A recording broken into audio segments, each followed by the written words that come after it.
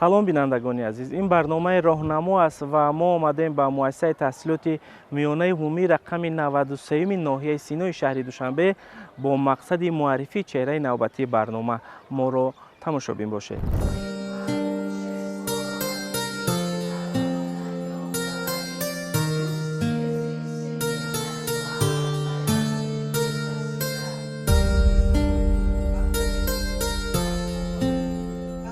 омӯзгор дар ҷомеа як нерӯест, ки аз равшаниаш дигарон баҳравар мешаванд ва он нурро дар ҳаёт ва дар зиндагии худ меафрӯзанд.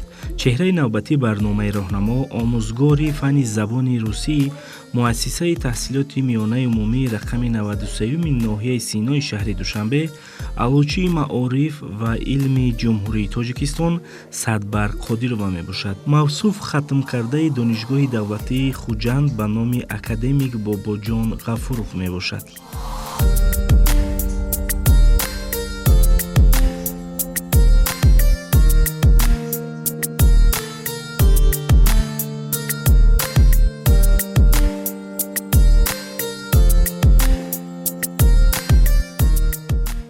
падару модари ман худ омӯзгор буданд.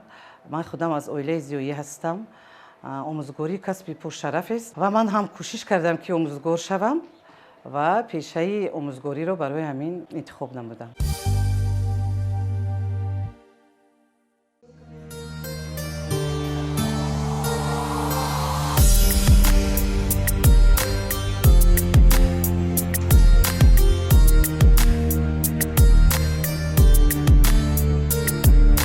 муаллима Садбарг Қодирова худро аз омӯзгорони муваффақи замон медонад, ки имрӯз дар муассисаи таълимӣ фаъолияти пурсамар дорад. ба гуфти мавсуф, имрӯзҳо дар таълимгоҳҳо шароити мусоиди таълиму тарбия муҳайё карда шудааст, то омӯзгорон бо истифода аз шароити мусоид ба мактабачагон дониши амиқ диҳанд. дарсҳои муаллима шавқовару мукаммал ва бо истифодаи роҳу усулҳои нави таълим сурат мегирад. омӯзгор кӯшиш менамояд, ки аксари дарсҳо омӯзишиву назариявӣ бошанд ва дар дарс маводҳои видеоиву аудиоӣ васеъ истифода шавад.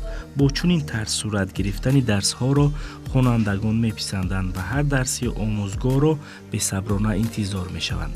дар замони имрӯз, ки омӯзиши забонҳо аз асоситарин дониста мешавад, муаллима мехоҳад забони русиро бо пуррагӣ ба хонандагон омӯзонад. тарзи пешниҳоди дарси муаллима ба омӯзгорону хонандагони таълимгоҳ писанд аст.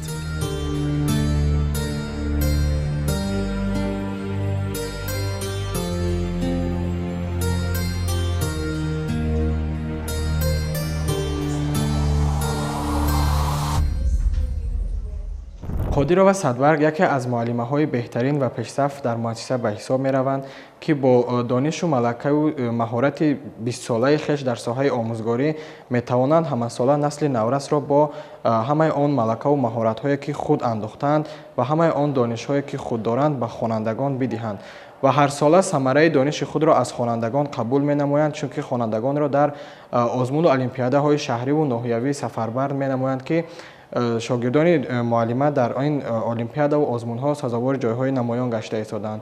муаллима пайваста мекӯшад, ки дарсҳои худро бо роҳу усулҳо ва методҳои замонавӣ гузарад, то дарс ба хонанда ҷолибу шавқовар гузарад ва инчунин ҳамаи он аёнияту машқҳое ки бо хонанда мегузарад кӯшиш мекунад дар дарс ҳам хонанда фаъол бошад ва ҳам худи омӯзгор фаъол бошад.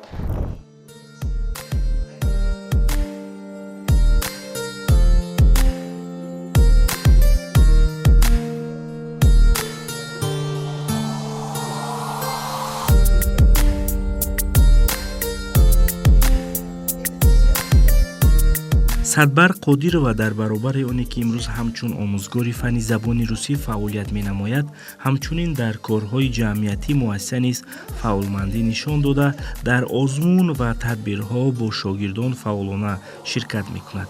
пайвастагии доими ӯ бо ҳамкорон боис гаштааст, ки имрӯз ҳамчун омӯзгори муваффақ дар доираи омӯзгорон шинохта шавад.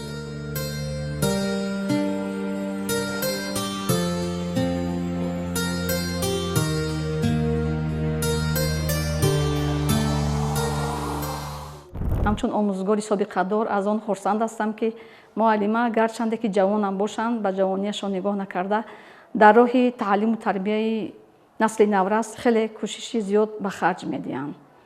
ва ҳам волидайн ҳам аз кори муаллима хеле хурсанд ҳастанд, чунки фарзандои онҳо дар омӯзиши забони русӣ хеле пешсаф ҳастанд ва хонандагони мо, ки бисёре аз онҳо баъд аз хатми мактаб ҳуҷҷатҳои худро ба хориҷа, аз он ҷумла ба Русия спориданӣ ҳастанд. дар донистани забони русӣ омӯзгор муаллима Қодирова Садбарг хеле саҳми босазо доранд. ҳар кӯдак, ҳар талаба таваҷҷӯҳи хусе дорад ба дарс. баъзеҳо бисёртар таваҷҷӯҳ доранд, баъзеҳо умуман таваҷҷӯҳ надоранд. кӯшиш мекунем ки дарсҳои мо шавқовар гузаранд, ҳавас кунанд талабаҳо ба дарси забони русӣ. аз техникаҳои муосир истифода мебарем вақти дарс.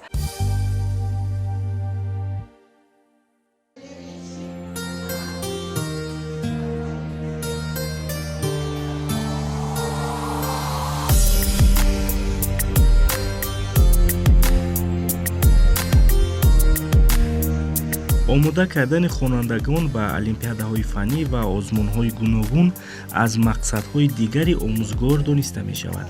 Садбарг Қодирова ҳамчун муаллимаи навовар кӯшиш менамояд, ки пайваста бо шогирдон корҳои инфиродӣ омӯзишӣ анҷом диҳад.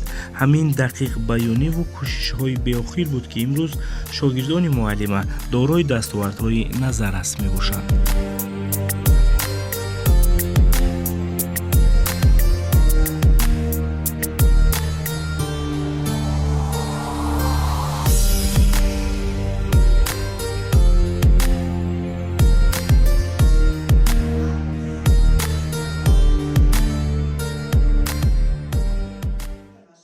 ҳамасола хонандагони мо дар олимпиадаҳои фанӣ иштирок менамоянд. мо омӯзгорон кӯшиш менамоем, ки хонандагони мо ғолиб оянд. ба онҳо аҳамияти хоса медиҳем. дарсҳои иловагӣ бо хонандагон кор мекунем. муаллима Қодирова Садбарг як хусусияти хеле хос ба худ доранд. хеле инсони хуб ҳастанд, меҳрубон ҳастанд, нисбати ҳамкорон, нисбати хонандагон хеле муносибати хуб доранд ва мо аз ин хеле хушбахт ҳастем, хурсанд ҳастем, ки чунин ҳамкор, чунин омӯзгори хуб дорем дар байни худамон.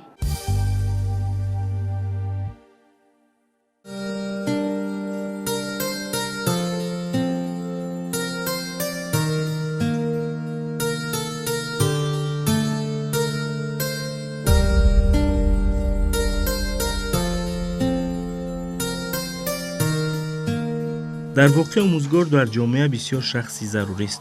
ӯ симои асосии муассисаи таълимӣ дониста шуда, кӯшиш менамояд дониши худро ба хонанда дода, ӯро ба роҳи рост раҳнамоӣ кунад. бинобар ин омӯзгорро роҳнамо медонанд. пешвои миллат дар суханрониҳояшон қайд мекунанд, ки маҳз муаллим аст, ки доимо меомӯзад ва он чӣ андӯхтааст ба дигарон таълим медиҳад. миллате, ки омӯзгори асил надорад, ҳеҷ гоҳ ба ягон мартаба намерасад. ифтихор ва сари баланди мост, ки тоҷикон аз қадим соҳиби китобу қалам, илму маърифат ва олиму омӯзгор буданд ҳастанд ва дар оянда низ хоҳанд монд. дуруст аст, ки имрӯз омӯзгорони асил ба монанди қаҳрамони барномаи мо дар ҷомеаи имрӯз зиёданду бешумор.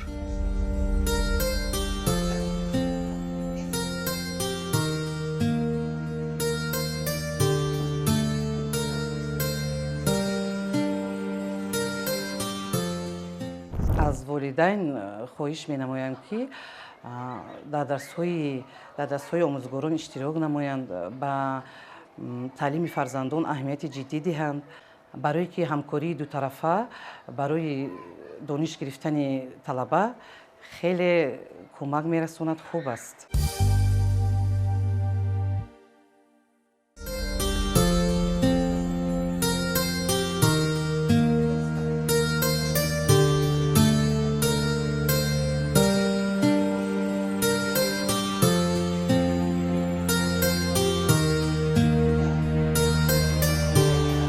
дар воқеъ омӯзгорӣ касби пурифтихору масъулиятшинос дониста шуда, хонанда ва дониши ӯ мева ва самари боғи пурбори инсоният аст.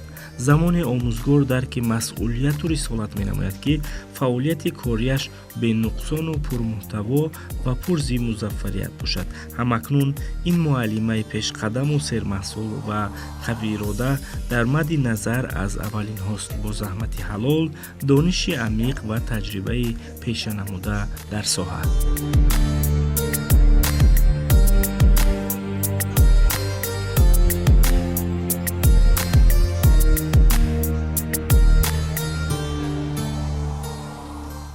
омӯзгори муосир бояд аз усулҳои фаъоли таълим бояд истифода барад, барои он ки дарсҳо дилгиркунанда нагузаранд, шавқовар бошанд.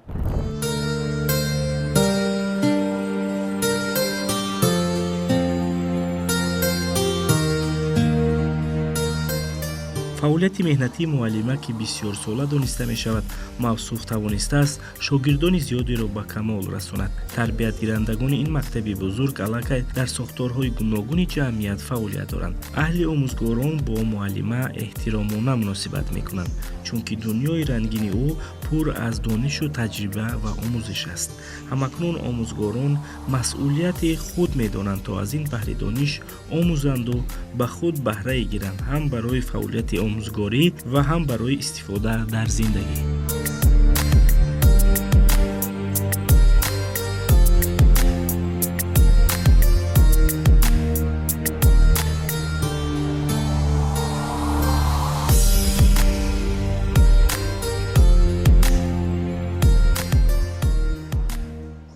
муносибати муаллима бо омӯзгорон хеле дар сатҳи олӣ қарор дорад ва пайваста мекушад он чизҳое ки худ омӯхтааст ба омӯзгорони ҷавон, ки тоза ба соҳаи омӯзгорӣ пайвастанд, ба онҳо ҳамаи он малакаву маҳорати худро омӯзонад ва дар ҷодаи кору фаъолияти омӯзгорӣ ба онҳо низ кӯмак ва дастгирӣ намояд.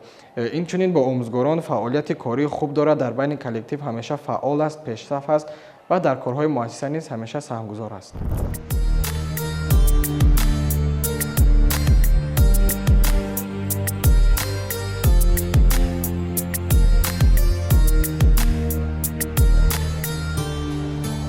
дастовардҳо, музаффариятҳо ва қадрдониҳои зиёд бозгӯи амалкарди амиқи муаллима дар соҳаи омӯзгорист.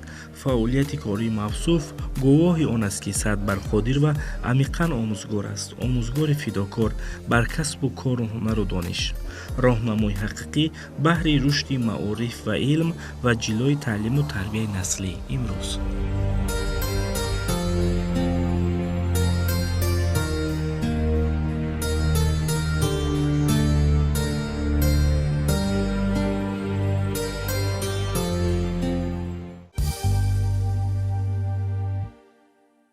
бинандагони азиз, ин буд барномаи навбатии роҳнамо. гумон мекунам, ки фаъолияти пурсамари чеҳраи навбатии барнома ба шумо писанд омад.